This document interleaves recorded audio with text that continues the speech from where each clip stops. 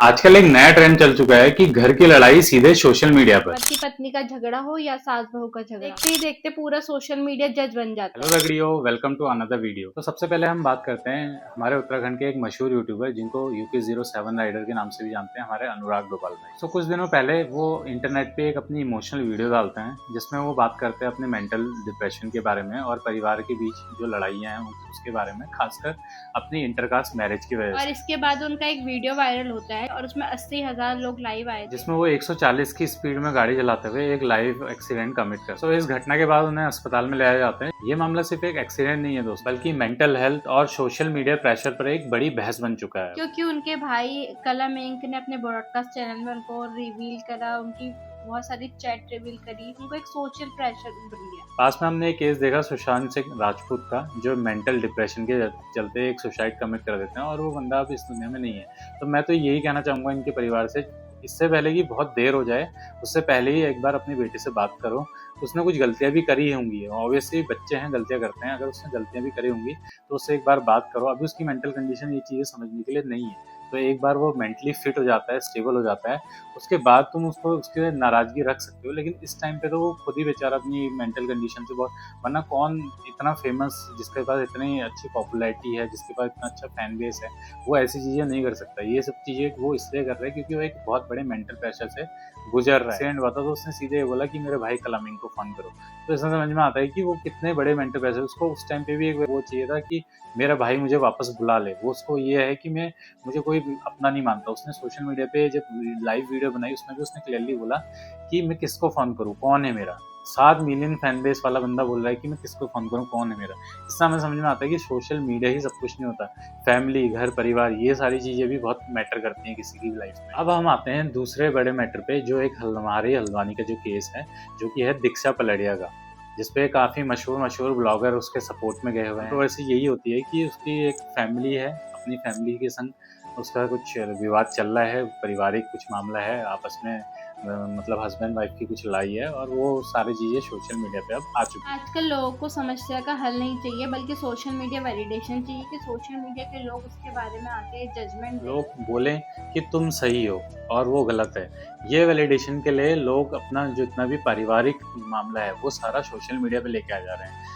Instagram, YouTube, WhatsApp में entertainment के लिए ये चीज़ें मिली थी, लेकिन अब हम देख रहे हैं कि किसी का परिवार लड़ाई कर रहा है, कोई अपने भाई से लड़ाई कर रहा है और सोशल मीडिया पे वीडियो बना रहा है कि हाँ देखो ये मेरे को ऐसे मार रहे हैं, हाँ देखो ये मुझे ये। सबसे पहला इसमें जो केस आता है वो आता है दहेज एक्ट का। एक सोशल मीडिया इन्फ्लुएंसर है कल्पना जी, जो उसके घर पे जाती हैं और उसके इन लॉज से बात करते हैं। वहाँ जाके पता चलता है कि उसके पास इतनी प्रॉपर्टी है जितनी हमारी पूरी पुस्तकों के पास भी नहीं होगी। तो इतनी जमीन होने के बावजूद भी वो लोग क्यों दहेज मांगेंगे, ये उसकी सास का बोलना था। अगर आप उस वीडियो को देखेंगे तो हम उससे समझ सकते हैं कि वो एक प्रॉपर एक गांव वाली जो फैमिली रहती है ना, मतलब सिंपल फैमिली, वो एक सिंपल सी फैमिली हमने है। एक वीडियो देखा, जो वीडियो बना रही है खुद ही बना रही है, और उसमें वो अपने पति के मुंह पे जा जाके कैमरा लगा रही है कि तू क्या करेगा क्या करेगा, मतलब उसको उत्तेजित कर रही है मारने के लिए। क्योंकि अगर कोई भी है, अगर मैं अपने हस्बैंड के सामने कैमरा लेके जाऊंगी तो वो सीधे वहीं पे मेरा फोन ही पटक देगा। पहली बात, कोई तुम्हें मार रहा है या तुम पे अटैक कर रहा है, उस टाइम पे तुम उसको रिटेलिएट करोगे या फिर अपनी फैमिली से बात करोगे, या तुम कैमरा लेके उसको दिखाओगे कि भाई ये देखो ये मेरे संग ये कर रहा है। क्योंकि वो एक लड़की है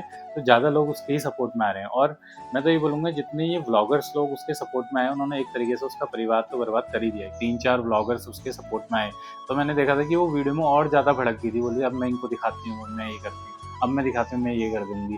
तो वो और ज़्यादा भड़क जाती है, वो और ज़्यादा इस केस में और आग लगा देते। दोनों पक्षों की बात सुने बिना जजमेंट देना, वो तो और भी गलत है, क्योंकि हमें दोनों पक्ष की। और भी मैंने देखा कि एक सोशल मीडिया पे बस एक लड़की ने उसके खिलाफ आवाज उठाई, उसने आवाज ससुराल। भी नहीं उठाई, उसने बस इतना बोला है कि जो तू मुद्दा सोशल मीडिया में लेके आ रही है उसको अपनी फैमिली के साथ बैठ के उसको रिजॉल्व करे।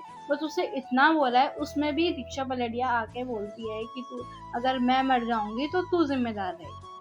भाई उसने सिर्फ अपना ओपिनियन दिया है, और ओपिनियन देना कुछ गलत नहीं। क्योंकि अगर सोशल मीडिया में तुम्हें पॉजिटिव चीजें मिल रही है, तुम्हें हाइप मिल रहा है, तो तुम्हें हेट भी मिलेगी। अभी तो उसको बढ़िया फेम भी मिल रहा है, उसके फॉलोअर्स भी अच्छे खासे बढ़ रहे हैं इन वीडियो से, तो उसको अभी तो शायद मजा ही आ रहा होगा इन चीजों को देख। उसके साथ अभी भी बोल रही है कि मुझे कुछ नहीं चाहिए, मुझे चाहिए दोनों अच्छे से रहें, अच्छे से खाएं, हमें कुछ नहीं चाहिए। इतना होने के बाद भी वो फैमिली उसको एक्सेप्ट कर रही है, तो मैं तो बोलूँगा ये भी बहुत बड़ी बात है। और गाइस हमें एक चीज़ और भी समझनी पड़ेगी कि जो बहू है और बेटी है, ये दोनों अलग अलग चीज़ें हैं। बहू और बेटी एक जैसी होती है, बोलते हैं, समाज बोलता है, लेकिन ये चीज़ें नहीं होती हैं। मायका अलग होता है और ससुराल अलग होता है, तो दोनों में एक बाउंडेशंस होती हैं। जैसे कि हमने देखा कि उसकी सास बोल रही है कि ये रात में, इतनी रात में आ रही है, कहाँ से आ रही है हमें पता ही नहीं है कहाँ से आ रही है। जिस फैमिली से आती है, जिस जगह से वो आती है, वो एक गाँव का एरिया है, गाँव का इलाका है, वहाँ पे लोगों को इतनी समझ नहीं है। बहुत सारी बातें होती हैं और कोई भी नहीं चाहेगा हमारे बहू के बारे में वो चीज़ें हों, वो बातें हों। अगर हम लोग अपने मायके में लेट में आते हैं तो हमारी मम्मी भी हमको डांटती है, लेकिन अगर हमारी सासू माँ हमको डांटे ना तो हमको बुरा बहुत जल्दी लगता है। जैसे अगर अपनी माँ से डांट खाने के लिए रेडी रहते हैं ना, हमको अपनी सासू माँ से भी डांट खाने के लिए रेडी रहना है। ऐसा नहीं कि उसको एक सोशल मीडिया का मुद्दा बना के उछालना चाहिए। जितने भी ये व्लॉगर्स हैं, अभी आप सारे व्लॉगर्स के एक बार रीच देखना है, इनको अच्छे खासे मिलियंस में व्यूज आए। और जब तुम्हारी लव मैरिज है तो तुम्हें सारी चीजें पता रहती हैं, तुम्हारे संग तो और भी अच्छी अंडरस्टैंडिंग होनी चाहिए। तुम्हें क्या करना चाहिए था, पहले बड़े बुजुर्गों को बैठाना चाहिए था, अपने फैमिली को बैठाना चाहिए था, अपने पति को बैठाना चाहिए था, साथ में मिलकर बैठते, आपस में बात करते और बात करके इस चीज का रिजोल्यूशन निकाल। ज्यादा तुम्हें अगर उसके संग नहीं बन रही थी तो तुम डाइवर्स ले लेती। यू आर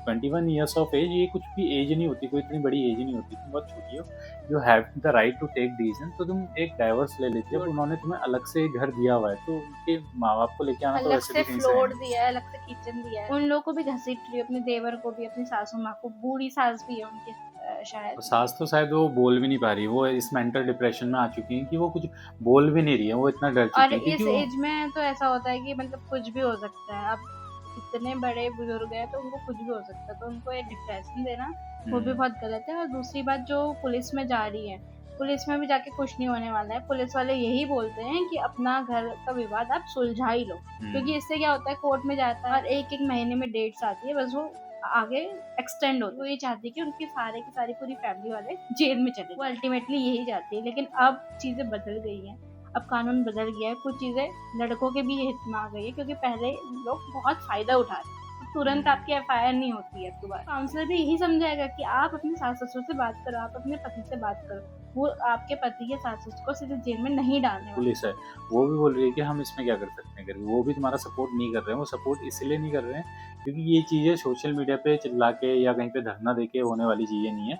ये चीज़ें या तो परिवार से बात करके इसका सॉल्यूशन निकालने की है, या फिर अगर तुम लीगल एक्शन लेना चाहते हो तो उससे डाइवर्स हो, उससे कुछ भी करो, जुडिशरी में जाके मिलेंगी। जनता कोई जज तो है नहीं, जनता तो बस अपने ओपिनियन दे सकती है और वो ओपिनियन देगी। और तुमने कोई चीज़ सोशल मीडिया पे डाली, तुम ये नहीं बोल सकते किसी से कि ये इसने अगर मेरे बारे में कुछ बोला तो ये जिम्मेदार है। अगर तुमने वो सोशल मीडिया पे वो चीज़ डाली नहीं होती तो शायद हम भी आज इस बारे में बात ही नहीं कर रहे हो। कल के लिए मैं मानता हूँ कल की एज में इसकी फैमिली इसको एक्सेप्ट कर लेती है, लेकिन बाद में वो हमेशा कभी भी इसकी कोई बात होगी ना तो उसमें शायद ताने मारे कि तूने हमारे संग ये किया था, शायद बाद में ये चीज़ें हों। और ये चीज़ें होती हैं गाइस, ये तो ह्यूमन टेंडेंसी है कि हम हम्म। लोग को ध्यान रहता है कि भाई तूने ऐसा करा था हमारे लिए, तो करा था। हमारे पीछे बैक में चलेगा कि इसने तो हमारे लिए ऐसा करा ही था। वो अभी घर में भी आ जाए, कुछ भी कर ले, कितना भी अच्छा कर ले, कितनी भी अच्छी बहू बन जाए, उसके दिमाग, उनके दिमाग में वो रहने वाली है। तो हमें तो पहले दोनों पक्षों के बारे में सुनना चाहिए, क्योंकि मैंने अभी तक एक भी इंटरव्यू उसके पति का नहीं देखा कि वो ऐसा क्यों कर रहा है, कि उसको ऐसे में लड़ाई कर रहा है। उसने भी लव मैरिज करी है, तो ऑब्वियस सी बात है दोनों एक दूसरे को जानते हैं, वो तो दोनों एक इनफैक्ट दूसरे को सोशल पसंद करते मीडिया हैं। में भी आ ही नहीं रहा है। अब वो आ ही नहीं रहा है, उसने अपने बात रखी ही नहीं है, तो हम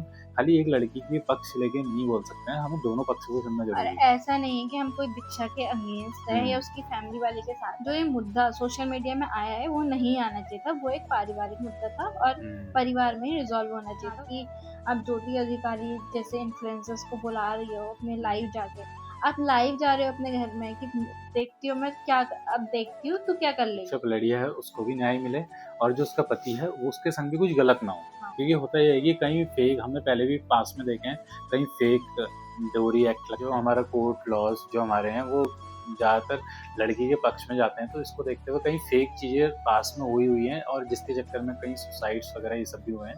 तो मैं ये नहीं चाहता कि उस लड़के के संग भी कुछ गलत हो, और ना मैं ये चाहूँगा कि उस बहन के संग कुछ गलत हो। तो दोनों को न्याय मिलना चाहिए, लेकिन सोशल मीडिया वाला नहीं। ये न्याय ऐसा होना चाहिए कि जुडिशरी दे, कोर्ट दे। तो एंड में यही बोलूँगा गाइस, इसका कंक्लूजन तो यही है कि घर की लड़ाई अगर घर में ही सॉल्व हो जाए तो वो लड़ाई सुलझ जाती है, लेकिन अगर वो सोशल मीडिया पे आ जाए तो वो बस एक हाइप और एक बोलने का मुद्दा ही रह जाती है और उसमें कुछ भी नहीं है। दोनों परिवारों से यही अपील करूँगा कि जो UK07 राइडर वाले भाई हैं, उनका परिवार भी उनसे एक बार जाके बात करें, जो भी चीज़ें हैं उसको सॉल्व करें और वो लाइफ में आगे बढ़ें। और वहीं रही दीक्षा पल्लेड़े की बात, तो मैं यही चाहूँगा कि दीक्षा पल्लेड़े को न्याय मिले और साथ में उस लड़के के संग भी कुछ गलत ना हो। चलिए दोस्तों, सो मिलते हैं आपको कोई नेक्स्ट वीडियो में कुछ ऐसी इन्फॉर्मेशनल या फिर ओपिनियन वाली वीडियो लेके। तब तक के लिए राधे राधे राधे। राधे।